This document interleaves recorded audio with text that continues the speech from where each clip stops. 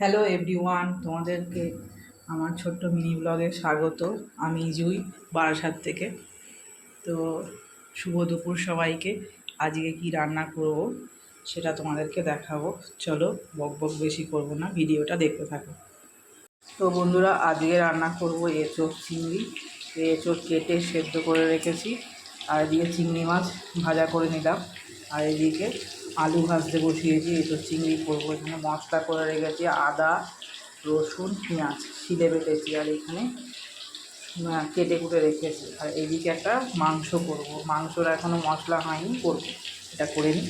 তো দেখতে থাকো। তো বন্ধুরা, আমার এঁচোড় চিংড়িটা হয়ে গেছে। এখানে ভাত আছে, আর এখানে আছে মাংস।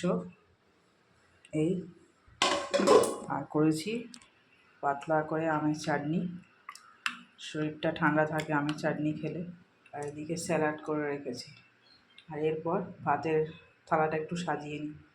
তো দেখো বন্ধুরা, আমার আজকে দুপুরের থালি রেডি। কেমন হয়েছে আমার রান্নাগুলো জানিও। তো এতক্ষণ ধরে আমার ব্লগটা দেখার জন্য তোমাদেরকে অনেক অনেক থ্যাংক ইউ। সবাই ভালো থেকো। দেখা হচ্ছে অন্য একটা ব্লগে। টাটা, সবাই ভালো থেকো।